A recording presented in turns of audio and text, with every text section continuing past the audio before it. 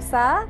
Hey. Uh, this is our good friend Sophie. Sophie is a member of Who Killed Kurt, and she is also an astrologer. So, really excited to have you on today, Sophie. How are you doing? I'm good, thanks. How about yourself? Thank you for Wonderful. having me. Thank you for coming. Do you Okay. want to tell us a little bit more about your journey and what you do and how this all came to be? Oh, yeah, sure. Okay, so well, I guess to start with, I live on the west coast of Canada. Oh, Um, and well, I've always been a huge like music fan. I've actively played instruments. And when I was a teenager, I got really big into guitar. And obviously, naturally, um, you get into all kinds of music and metal and rock and grunge. And yeah, so I've always been a big fan of Nirvana's music. Um, and I guess as I've gotten older, I've kind of jumped around a bit with jobs. I was most recently actually a professional cleaner. I was working at a resort.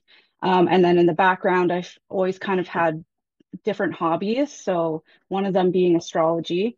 And I just kind of finally got to this point where I pursued my passion, which is astrology, and just kind of took it on full time. So yeah. that's amazing. Lisa, what sign are you? We I'm Virgo. We talked about this earlier, actually. did. I'm September 23rd, so I'm right on the cusp between Virgo and Libra. And it kind of depends, I guess, on the timing. I've been trying to figure this all out, and she was kind of helping me with this earlier. But yeah, I think I'm more on the Virgo side, you said, right? Yes, Yeah. yeah, totally. Yeah. Yeah. And I'm a Scorpio. And so I, Awesome. so we're a fun team. But I have not really been that into this until recently. And I started to look at a little bit of, I feel like I'm almost 50. I kind of know who I am now. And then looking at, so to me, it's not like I knew all what Scorpios were about and modeled my personality after it. It's like, oh, this is some kind of interesting stuff.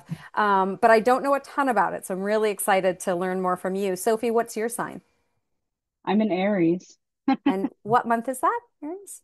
March 21st. So Okay. I'm like right between I'm just like before it crosses from Pisces to Aries. So I'm like right on the Aries side. So Very yeah. cool. And so in doing all this, we know that Kurt is was a Pisces.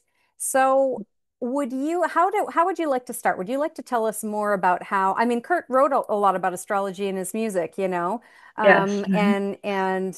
She Eyes Me Like a Pisces, that type of thing. So I really think it's something obviously that he was kind of interested in too, which is really cool. So can you Yeah. tell me a little more about what type of Pisces qualities? And again, I know there are like there, it's not just about being a Pisces. There's something about a moon and am I right about that? Yes. Okay, It please is, go ahead yes. and sort this out for people because I think, if Sure. people are new, it's very, very interesting and a little confusing. Absolutely. Yeah. It is a very complex subject, and that's definitely something I pondered coming onto the podcast about like where we would start and kind of where we would go with things. But yeah, that's actually kind of where I was going to start as well, is that Pisces Kurt was a Pisces sun. Um, in fact, he had like quite a bit of planets in Pisces. So he had that strong um, Pisces nature about him. Um, and it's interesting you say that. Yeah, he mentioned it in some of his songs, and I think um, I'm trying to think. I think it's something in the way where he also said it's okay to eat fish because they don't have any feelings. Oh, that's what he meant. And I wonder if he was Oh, referencing because That's the fish interesting. represent Pisces. yes. I have And they always are wondered very, about yeah, and they're very sensitive too, right? So like Yeah. it's kind of like this, ode to being super sensitive and just that. emotional and feeling. Yeah, and going like, oh, fine, fuck me, right? Like for being so sensitive. Right. It's Yeah. okay to like to treat me Yes. like shit. Oh, that's really cool. Okay.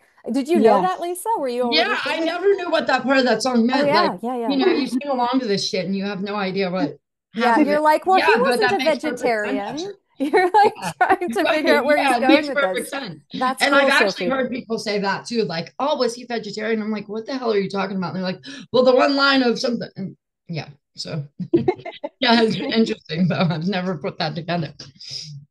Yeah, yeah. I think there's like a few signs in the zodiac that are definitely known for being very, very sensitive and emotionally sensitive and in touch with just, I don't know, like a deeper part of themselves. And Pisces is on that list. Like they are so like I love Pisces people. Like they're so sweet. They are so compassionate.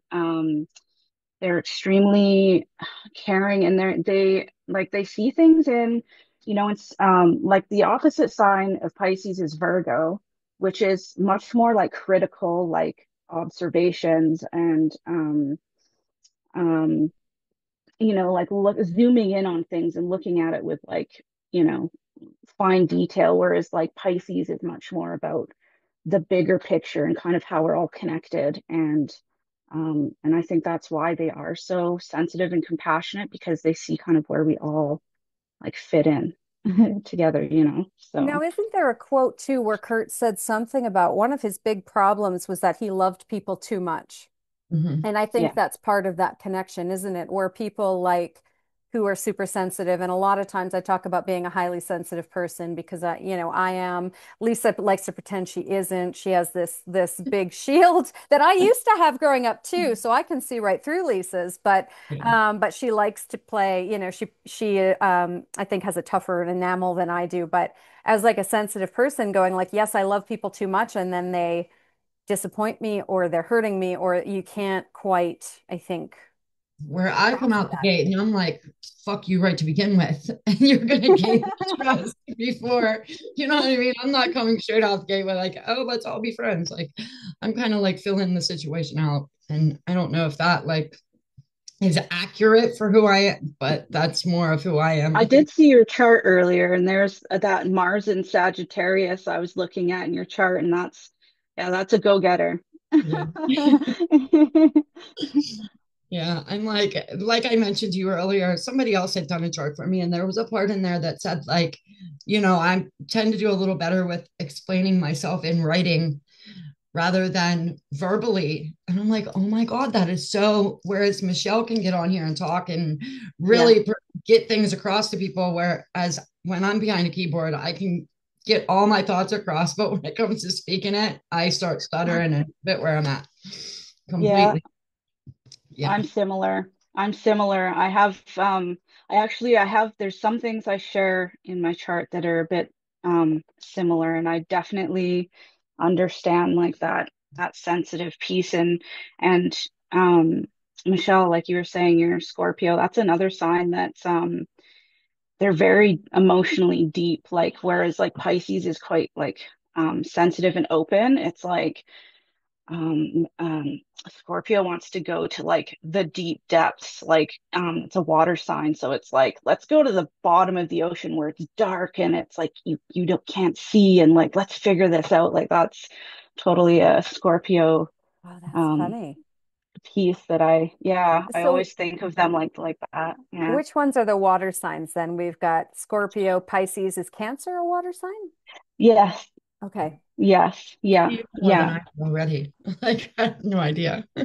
And can I ask you, because I think we don't know when Courtney was born, right? She says she's a Cancer. I think she Yeah. utilized that as something to, again, this is just my opinion, as something that, although I don't think Lisa will disagree, but in her planning to score Kurt, I think she wanted to be a sign that would be compatible with him. So she may have not been telling the truth about her. I know she lied about the year she was born. Did she lie Yeah. about the month so that she could be a water sign with Kurt? I don't know. But I know that that's something interesting. So now, normally with somebody like a Pisces, would another water sign be someone who would be compatible with them as a friend or romantic? Um, what do you see there as being a good match for Kurt, friend wise, etc.? Oh, well, I'm glad like you brought that up because I did want to take a look at Courtney's chart and on a lot of the websites where they list like celebrity charts and musicians charts and what have you, they give it ratings and hers wasn't very good. So because they can't really pin it down. Yeah. So but you're onto something there for sure. That definitely I think when you share so like there's the big three. I don't know if you've ever heard like a lot of astrologers will be like, "Oh, what's your big three?" And your big three is kind of like it's your sun and your moon and your rising sign, and all three together kind of build like a foundation of your personality. So like having a lot of water within, you know, those three and kind of having crossovers and see what's happening between like two different people and those kind of pieces is really, really important to kind of see how they're, I don't know, how they're just meshing together. Yeah. So what would Kurt's big three have been? Like, does this go by the day and the year? Like, how do we figure that out? So he's got he has amazing birth information. He has like an A plus accuracy, so that's good. Um, but so he would be a sun in Pisces, a moon in Cancer, and a Virgo rising, which are all quite, to be honest, all of them are very sensitive. And like the Virgo rising piece is quite introverted. Um, Mm. they're quite like in tarot, the card that represents Virgo is the Hermit. So they can be quite like, they can be quite introverted, like, but they're very, very observant, articulate, analytical, like very Mm. observing, because this is the rising piece in the chart. So it's kind of like how we interact and branch out into the world. So we can be a bit reserved, but we're like kind of watching everything that's happening and going down and like critiquing and kind of taking notes and yeah. So that would be his yeah his big three and we talked a bit about the Pisces sun, which is, you know, Pisces is very quite a sensitive sign, and Cancer as well. They also have quite a tendency to be introverted, and that's a big one in my chart. So um, it's You're doing amazing. Yeah. So You good. really Yeah. are. thank Yeah. you. Um, but yeah, his like and Cancer Moon is so like there's a piece in astrology where we can kind of so every zodiac sign has a ruling planet. And so say if that ruling planet is in the same sign, we call that being at home and it's like it's where that planet is safe and comfortable and can like function really well. Um, and Kurt, because yeah, his moon was in Cancer, it's at home and it's in its nature, um, and it's the crab represents Cancer, right? Mhm. Um, and the crabs, you know, they have a shell and they like to be in their shell and they kind of like to hide. They're not a fan of the daylight, you know, so you know, if you apply that to, you know, having a Cancer moon, um, but they also live by the tides and these like changes in moon cycles.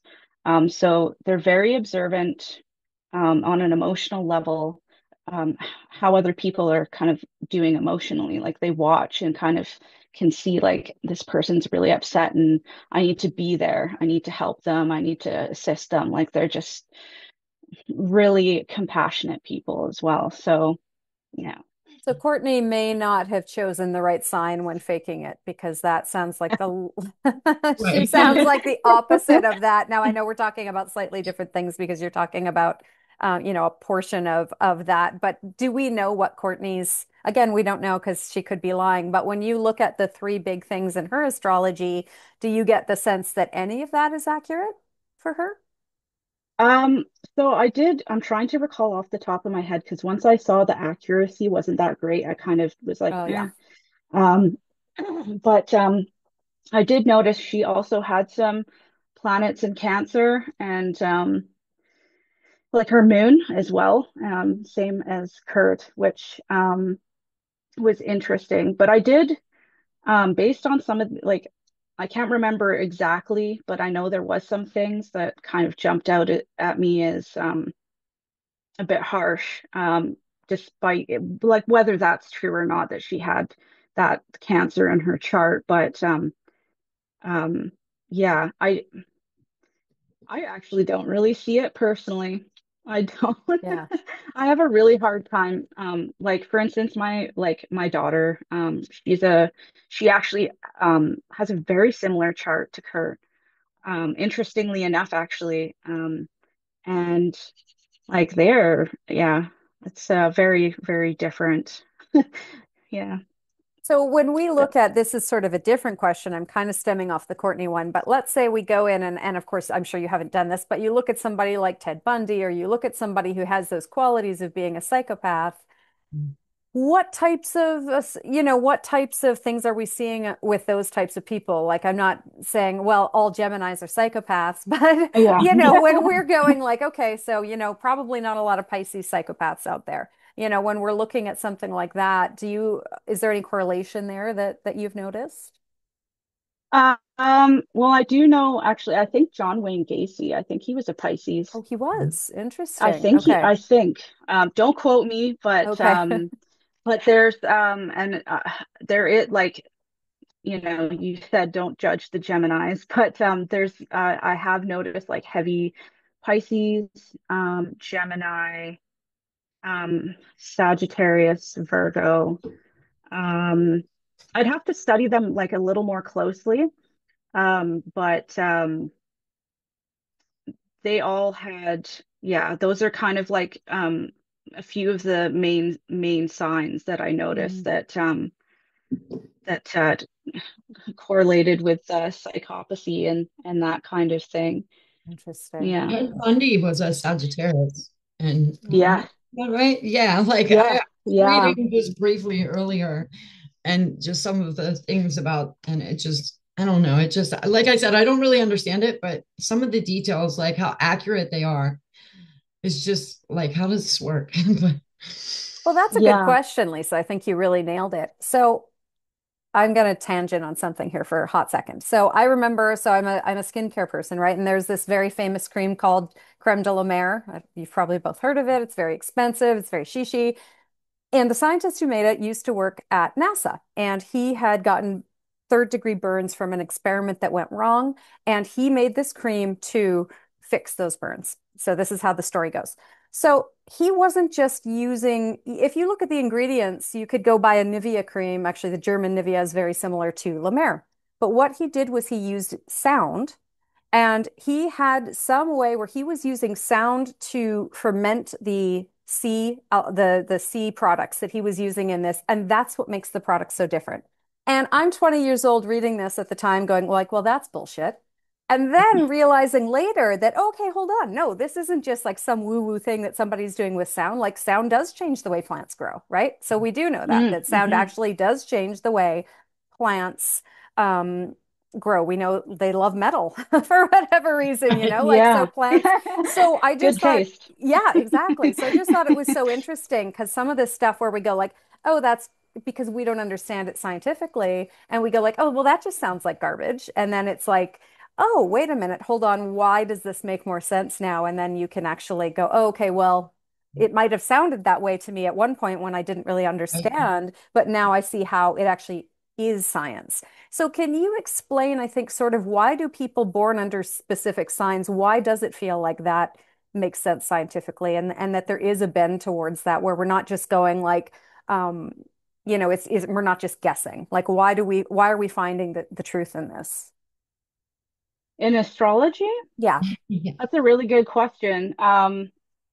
I mean, the history of astrology is very old. So, I mean, we could stretch it back to about 2,500 years. So, it has a very long history. And at one time, it was very well celebrated, and revered. And, it was on par kind of, with like philosophy and math and, um, geometry and these types of things. But it was very, very heavily suppressed by the church. That's a piece of it, I think, because when we suppress something, um, we don't often get to learn the truth about it or look into it more or understand why it has relevance. And I think that's kind of part of the issue with astrology is that because it's just been so heavily suppressed, we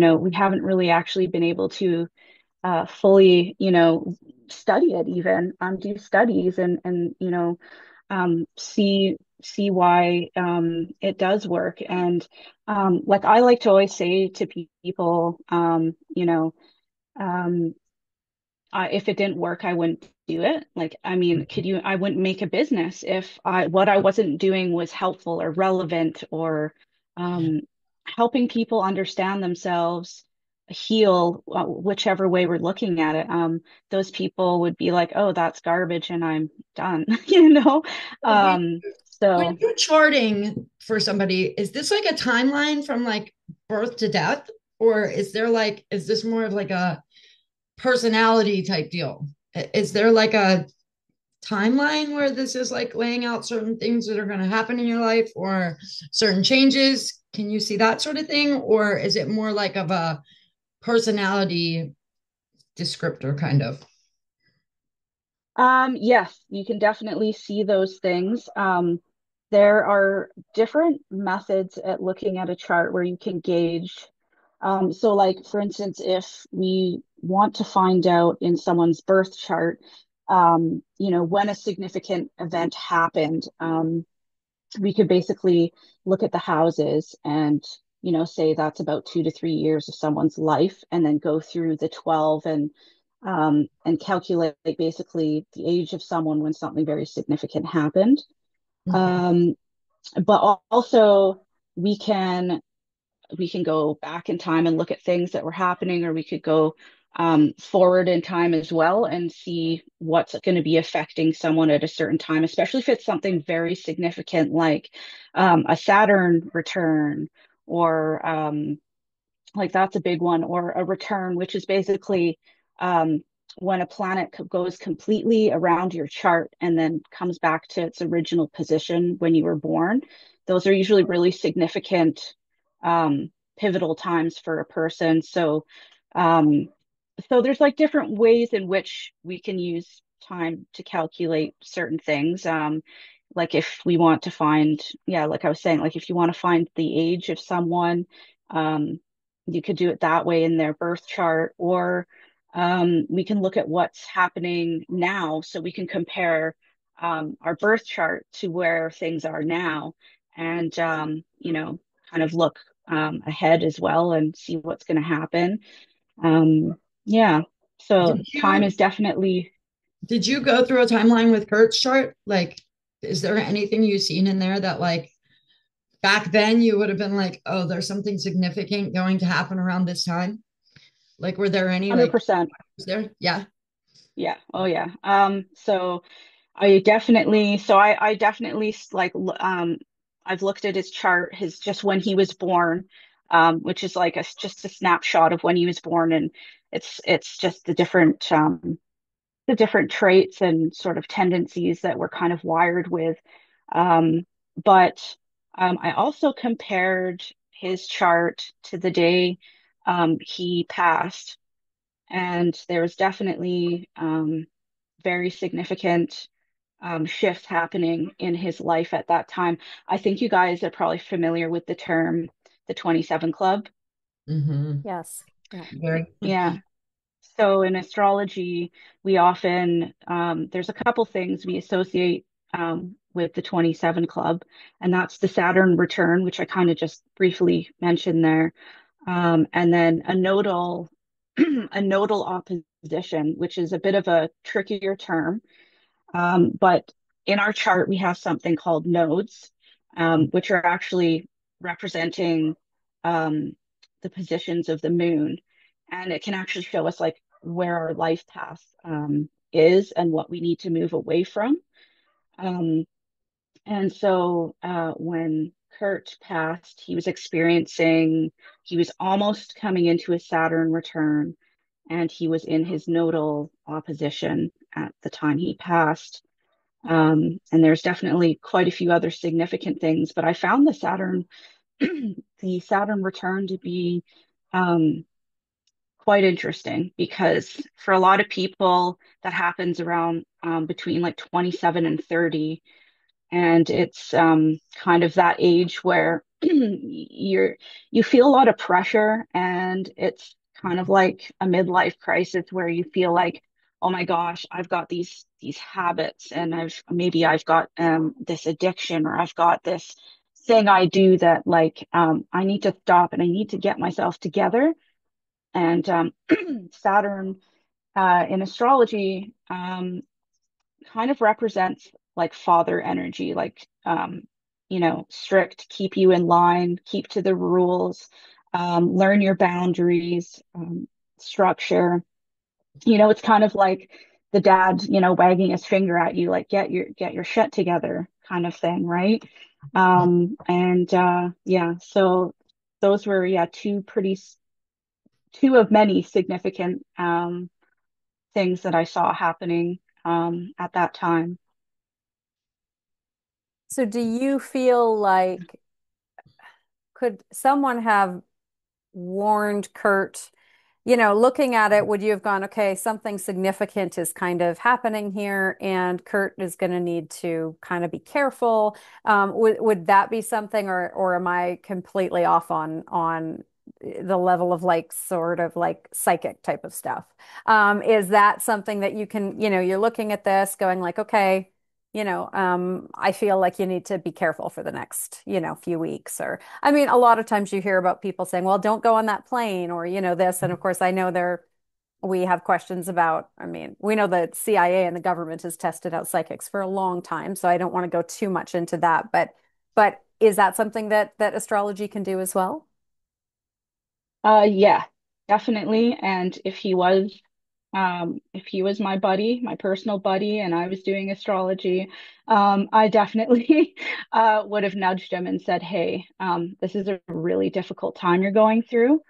Um, and yes, I would have definitely advised that he be cautious, especially around. So Kurt's chart, he has a very heavy emphasis on his first and seventh house axis. So that means the first house of self, and the seventh house of relationships. And he had his sun in Pisces, and all his other Pisces planets were in that seventh house. And the seventh house represents relationships to others and other people, even business partnerships. And like I said, like he was born with a loaded, seventh house. So there was always going to be in his life a very heavy focus on relationships, who he's associating with. Um, and who he's doing business with. And through those experiences, um, he would then learn more about himself, because when you have this loaded seventh house, and then you have quite a bit in your first house, there's always going to be this constant contrast between the first and seventh. So the self and others, and through others, you're learning about the self, and there's a bit of a mirroring that happens.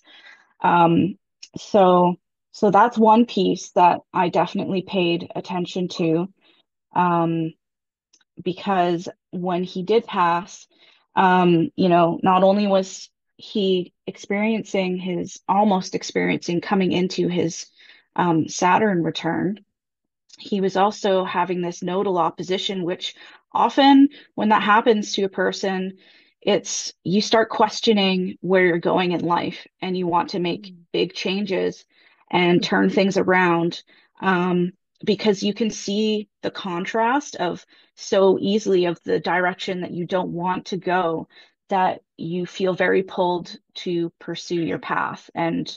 Um, and and then of course the Saturn return, you feel that, like, I remember mine around the 20 age of 20, between 27 and 30, and that was a super heavy time. And some of the biggest changes I know, like for myself, that I made in my life were around that time. And you definitely feel the pressure, and you can feel the pressure of, get your life together.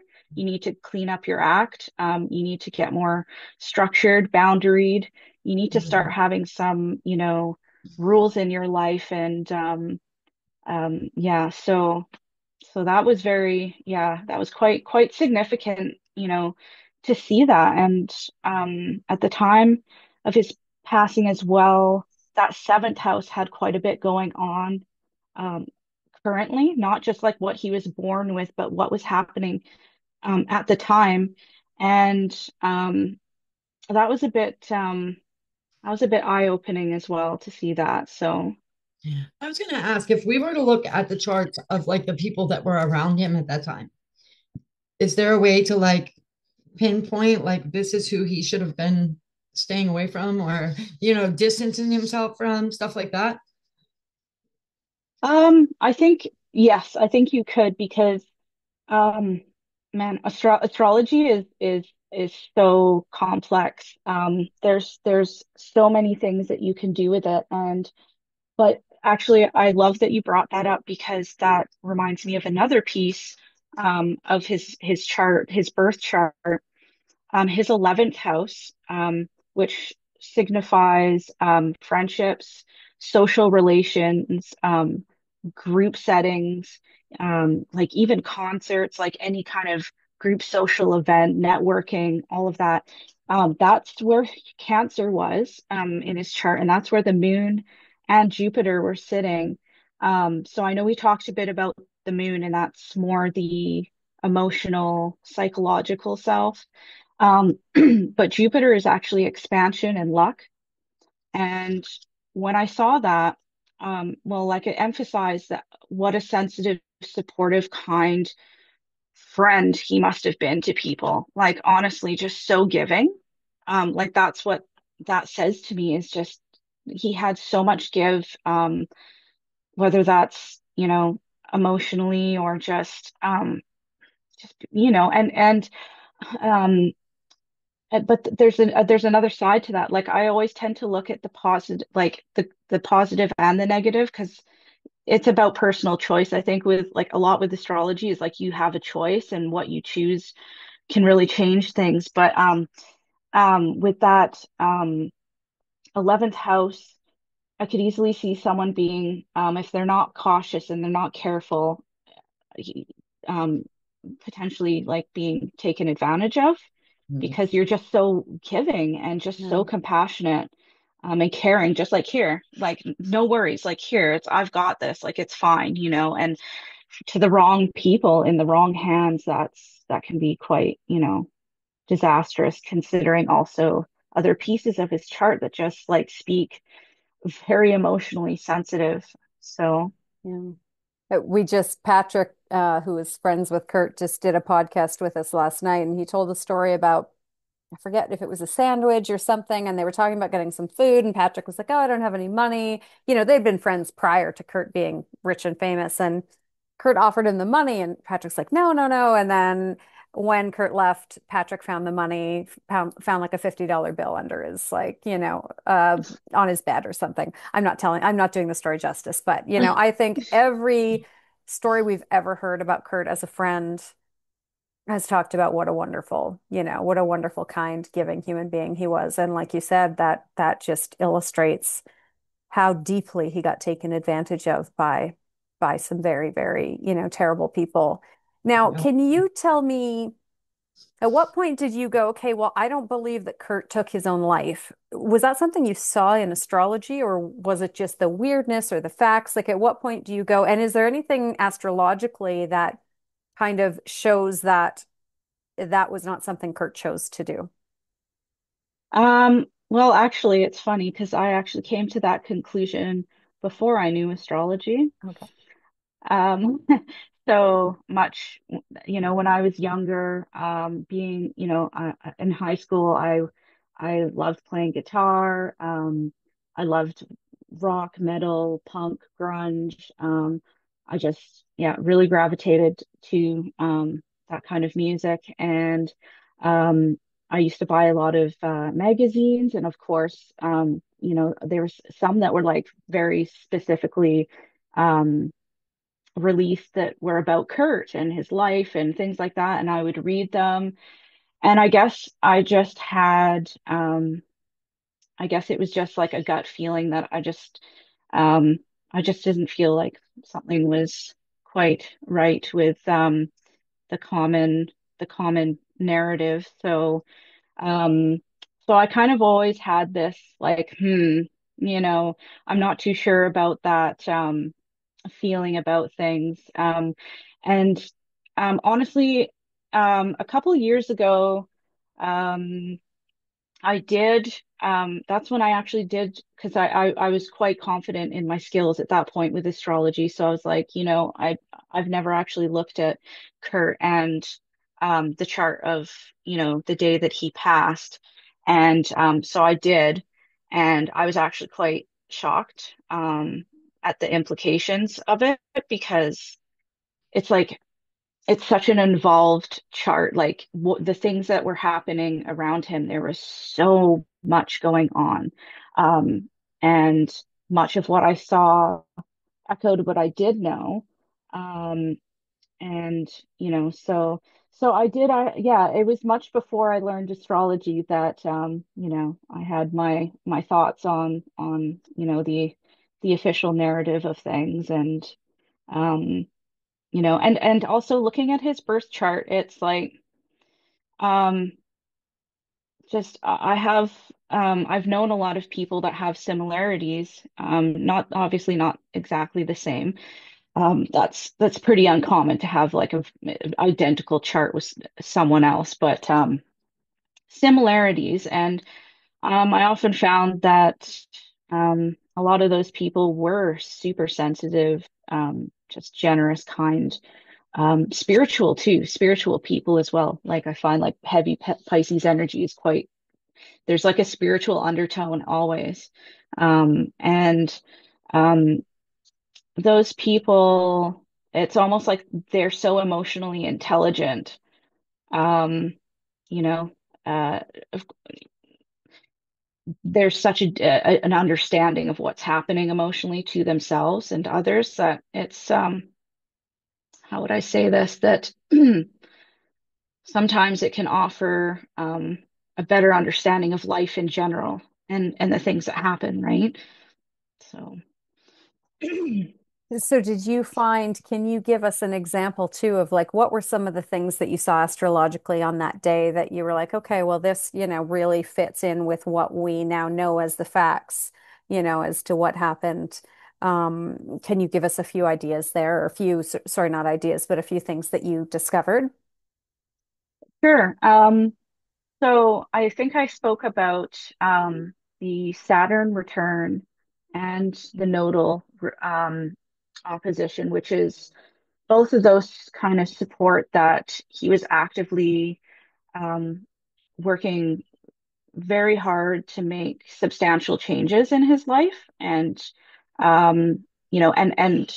it's interesting because some of that was in his fifth house, I noticed, which is it covers a wide range of things, but creativity and children is one of them. So that really spoke to me. But the one major thing is the day that he passed, his seventh house had a Mercury Mars. So in his seventh house, he had quite a few planets, and um, there was Mars and Mercury that day conjunct, meaning together, transiting that seventh house, which to me was, yeah, concerning. Mars is um, tends to be, so we call them malefic planets in astrology. They're the planets that tend to give us a pretty hard time. When we see them kind of rolling around to a personal part of our chart, we're like, uh-oh, like we have to be careful. And, and Saturn and Mars and Pluto are three of them. But Mars that day was actually transiting over all the seventh house. And Mars can be associated with aggression. It's the god of war. So Mm. there tends to be very actionable um, things that come from it. Whatever it touches, it's like it creates an action and um, a physical response to what's happening or what planet it's touching. So, um, you know, and the at first I thought, okay, well, um, maybe it's like an internal thing that's happening, but the fact that it's in the seventh house of other people, other relationships, and even business partnerships, that spoke to me because this isn't really the seventh house isn't really um we can learn through the seventh house more about ourselves, but it's usually through others. So that kind of like seeing Mars going through there, affecting kind of others and how they're responding to him was, that kind of had my feelers up. And also another piece to that I noticed that was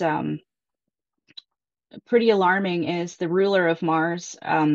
Sorry, the ruler of Aries is Mars, and that day the sun was in the eighth house. And the eighth house represents other people's money, inheritances, taxes, death, even sex. It's like the very like taboo house where all the hidden usually things are. And so seeing the relationship between the eighth and the seventh house and how Mars as an external factor was affecting both of those things um, was pretty alarming.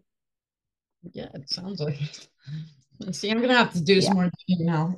I started looking at something else yesterday, and now I'm like my wheels are turning over all kinds.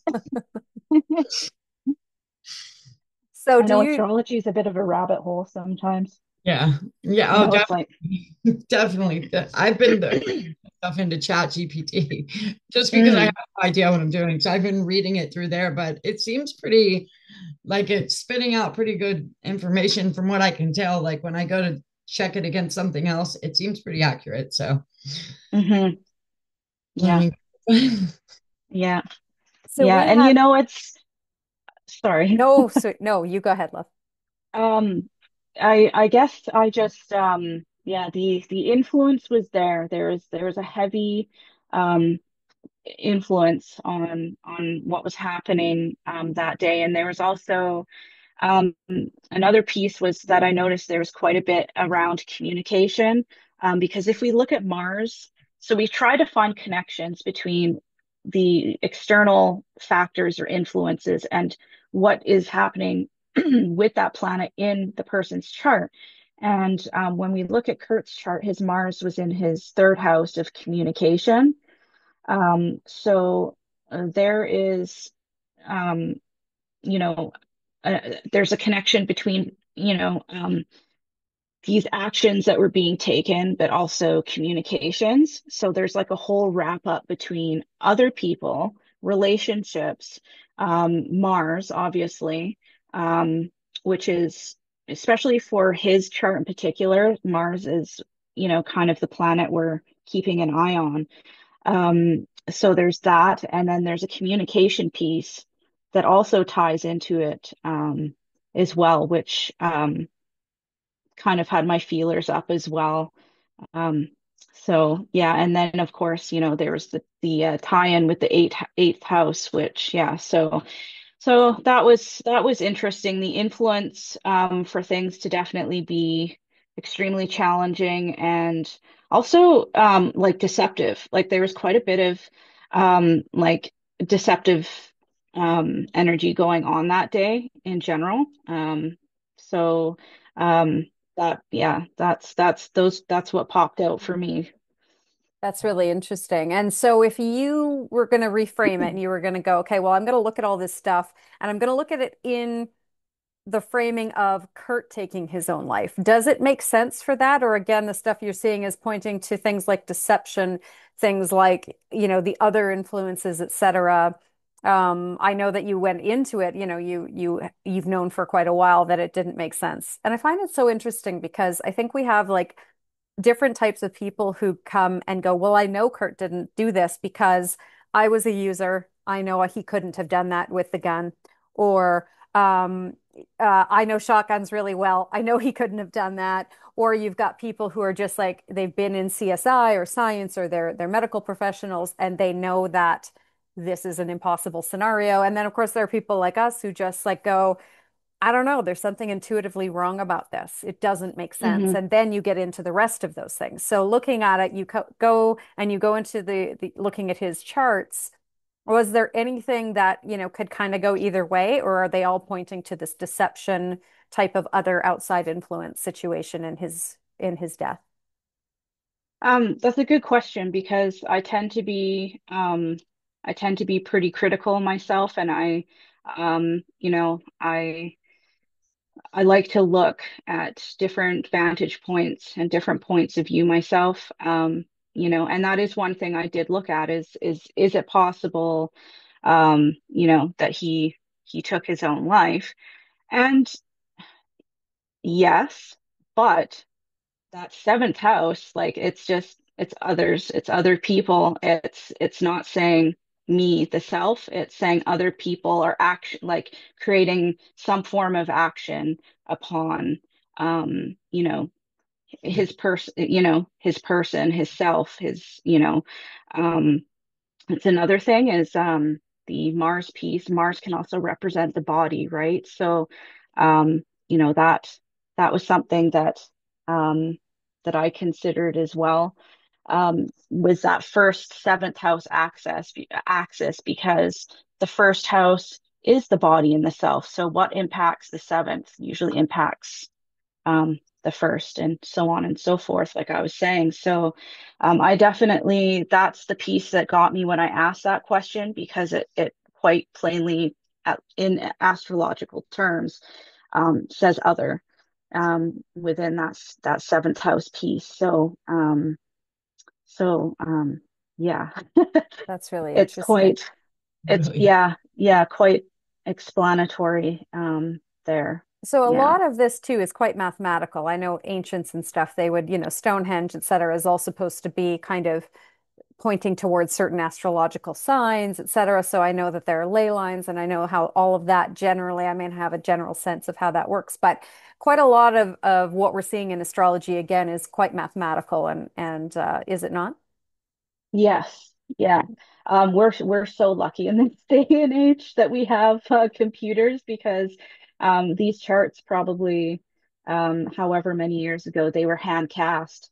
So people were spending hours, days, months, Yeah. um, doing the calculations by hand, and now we just put it in the computer and it's all done for us. But yeah, back then you had to actually, a lot of astrologers were mathematicians as well. So like you had to have that kind of knowledge, to progress and be good at it. So, yeah, it's quite, and it's geometry too. There's quite a bit of Mm. geometry in it as well, because there's lots of angles and, I guess you could say shapes, that have symbolism. And a long time ago, they also used to, a lot of astrology was based off of physics. And, so certain planets have certain qualities that are based, at least at the time, on what they knew about physics. That's obviously changed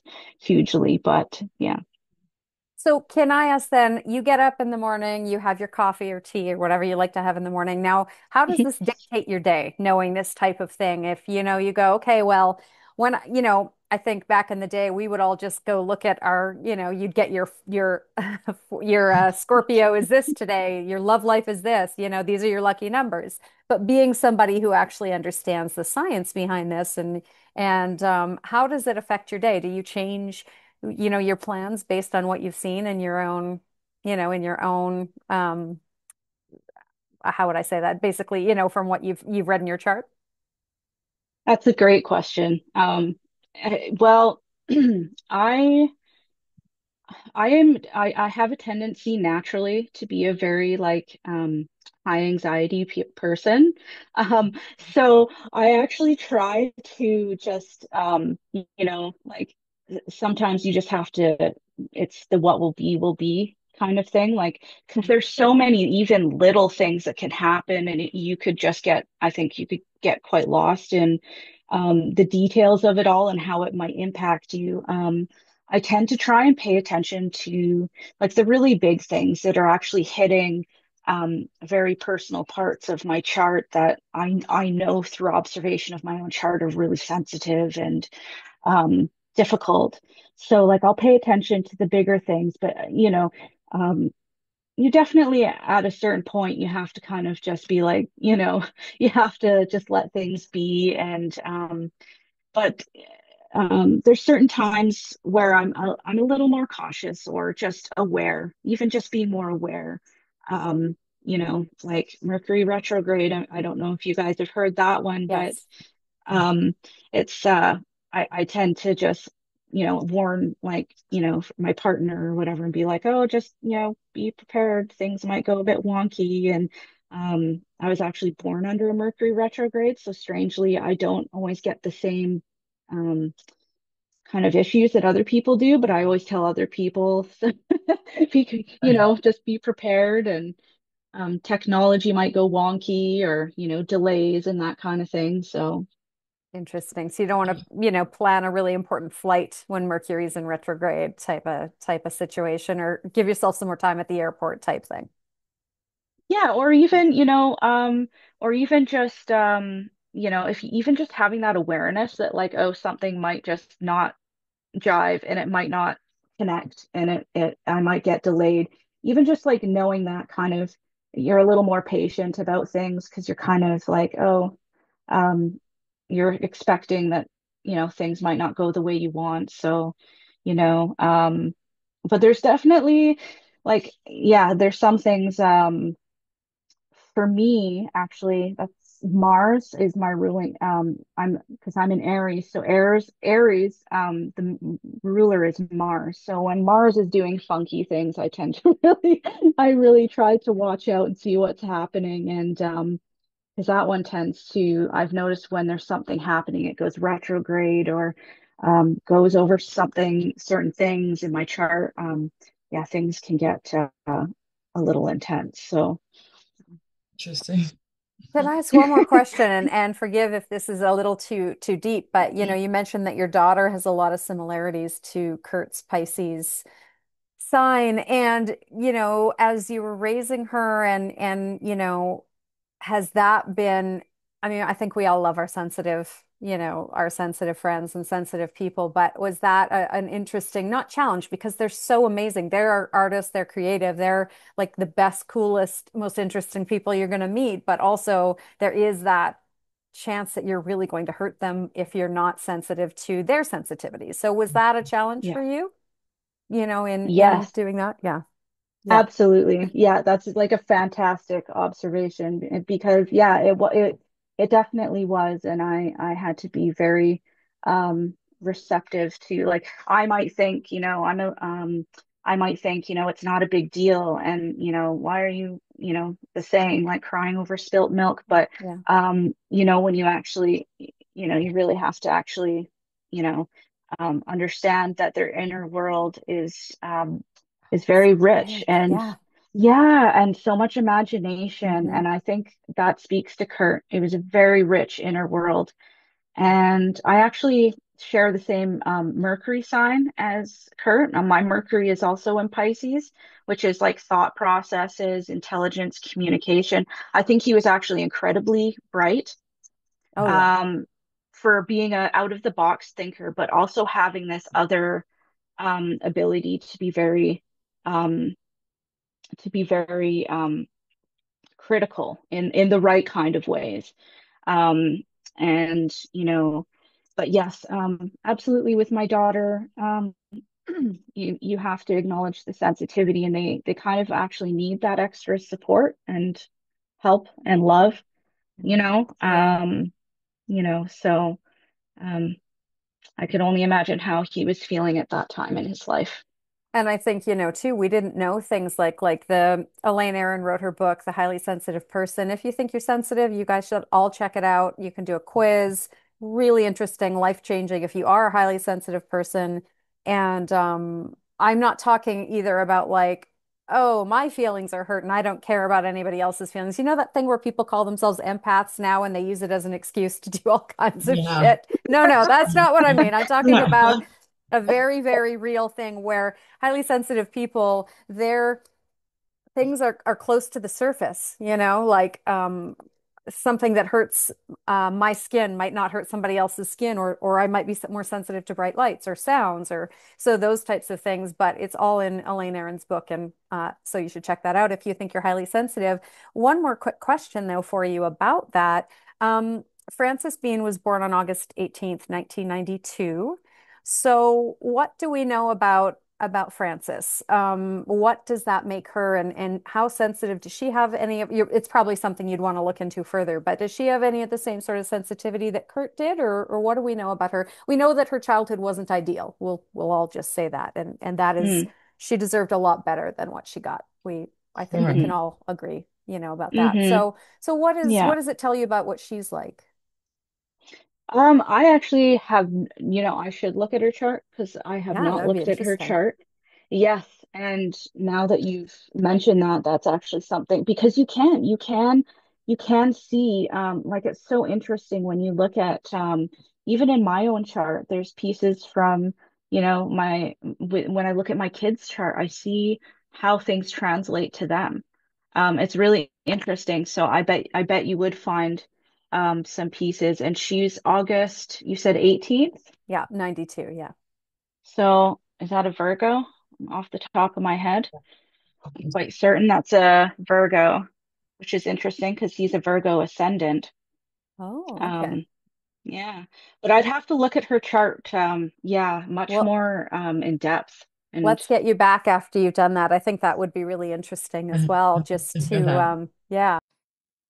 So, this day that everything goes down, Sophie, do you think, I mean, what's happening in Kurt's mind? We know that once Kurt was in Rome, we know that he wrote that thing to Courtney that said "fuck you" on that piece of paper, and he did not want to have anything to do with Courtney. We have a few witnesses who are coming forward from Rome talking about how much it was very obvious he wanted nothing to do with Courtney anymore.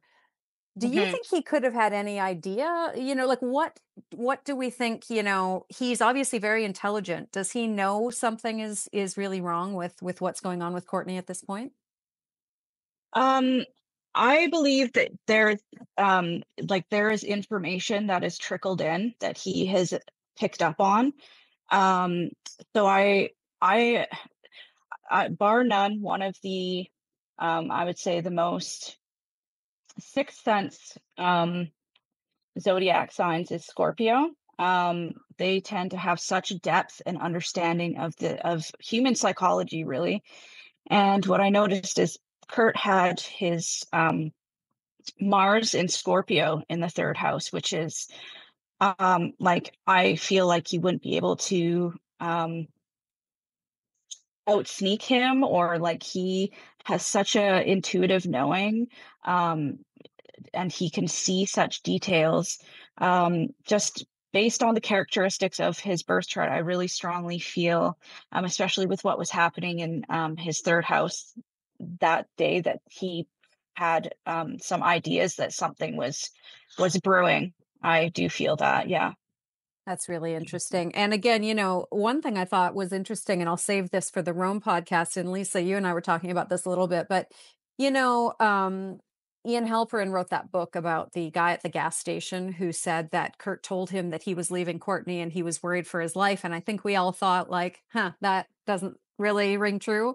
But the Right. more people I've talked to who spoke with Kurt after Rome, the more I actually believe it, Okay. because Kurt was telling people, I have two people from Rome who met him after the overdose. And he told both of them he was leaving Courtney and he was not interested. And these people have nothing to gain. They're not writing books. One of them isn't actually, neither of them are huge Nirvana fans. They just wanted to say what they experienced when they talked to Kurt. So we know that Kurt was being, I mean, is that something else with his sign that he's very open with people? Because he was Yes, because definitely, yeah. yeah, like I was saying, the 11th house, like in his birth chart, is um has Jupiter in it, which is open, like it's expansion, it's open, it's trying to gain as much learning and wisdom. Like that's what this planet represents, and it's in his 11th house of friendships and social groups. So yes, I would definitely say that's someone that's quite open, um, yeah, to discussing things and talking about things. And like I said, Mars in Scorpio in the third house, that's someone that's not afraid to be like, oh, let's talk about that. And it's going to be that subject, at that everyone's like, oh God, he brought it Right. up, Is it, like yeah. it's like the taboo. Is it more of an open to talking about it or more like an upfront and honest thing? Like, like they're just going to put it on the table and this is what it is. This is the situation. This is how it's going to be. Or is it more of like an openness just to sharing their entire life? You know what I mean? Yeah, I'd say with the 11th house Jupiter, it's like you learn to be that person because that's how you gain connections, and you, like, by being open and generous and expansive and sharing, that's how you connect. That's how you connect with other people, like through that house. So I could definitely see that once the connection is there, it's like, okay, now we're going into, like, let's go into the depths of it. Let's, like, really explore, and it's like one of those people, like, you could talk to about anything and he just wouldn't be offended or upset. Like, yeah, Interesting. that's kind of the impression that gives me. And so, he's very, very smart, very intuitive, very introspective. So I'm going to again, think he probably knew exactly what was going on. Although he was being gaslit so much, he's probably also going like, could she really be planning to do this to me? I mean, that is a really tough Mm, pill to swallow. Right. But he probably had this sense, which again goes along with the fact that he went and bought a shotgun for protection. So, yeah. again, going like, well, he knows something's not right. He's at Yeah, this like, point. yeah, I mean, so there's his Mercury is in Pisces, which interestingly is not the greatest place for you know I guess you could say intelligence. But what's interesting is that a lot of people I've spoken to that have that placement, so like traditional astrology, it has kind of these rating systems based on what planets are in what sign. And if it's in the same sign, it rules, it gives it kind of a higher point. So Mercury in Pisces is considered like its downfall. But the thing about the downfall of that is you actually become an out of the box thinker. And many people that had Mercury, have or had Mercury in Pisces, have been scored very high in Mensa, in like high Mhm. IQ. Mhm. So that's like, because you just think so out of the box, right? Like you're just like, everyone thinks this very critical way, but when you can see an entire picture of things and how things are working, plus he had, his ascendant was in Virgo, so he could zoom in and zoom out and like on, be a very critical thinker, but also see the bigger picture. And with that much water, um, it's like that's often, some people will say that's a signature of people that are highly intuitive or psychic, or because that water is it's very conductive, and so you can pick up a lot, you know so Interesting. That makes sense. John Lennon, who I know Kurt loved, and I actually don't know his sign, but in Strawberry Fields, which is one of the songs he said was fairly self-reflective, he says, no one I think is in my tree. I mean, I must be high or low, being like, I think so differently than everybody else. Either I'm really hip to what's going on or I must be insane, you know? And so Yeah. don't, you know, Yeah. and I feel like that's something that, you know, as again, not trying to compare myself to Kurt, but as somebody who is weirdly introspective and I guess I would say, I'm not, again, not trying to say whatever, but emotionally intelligent, you go like, geez, am I insane? Like, are people really, you know what I mean? And so I think, I Yeah. imagine Kurt probably had that same, you know, that same thing. Yes. Yeah, exactly. And I can't remember some of the quotes off the top of my head, but the paranoid quote that he Yeah. always Because you're like that paranoid. yeah, yeah, Doesn't mean they're yeah, not like after you. Yeah. yeah, like that's kind of like you know, yeah, that speaks kind of a lot, I think, to, you know, what you were just saying. And another interesting thing is a lot of people that have very strong Scorpio in their chart, um, they are very good at being detectives, crime scene investigators, um, and working in forensics, that kind of stuff, because they have that depth to get into the nitty gritty, dark stuff. And with his Mars there, like that's, I find that quite interesting that, you know, especially in a house of intellect. This is in his third house of intellect and communication. I find it very hard to believe that he wouldn't have um, had some clues as to, you know, what was going on around him. Right. Interesting. Yeah. Yeah, definitely. And that's what the evidence is bearing out as well. And the more people who come forward, the more people who again don't really have any stake in this game. It's not, they're not trying to sell a book or do anything. And they genuinely say that Kurt told him he was done with Courtney and he, you know, and he Yeah. felt very paranoid, like you said. You know, he certainly I think he was ready to make that change. Like you said, it was at that time of great sort of fluctuation and going like, okay, I need to make this change in my life. And I think too, you know, we always say, is an adult 18, 21, when you can vote, when you can drive, when you can drink, or is it around this 26, 27, 28, 29 where you're turning Mm, into an adult? You know, I saw Lisa, you just, exactly. yeah, yeah. Yeah.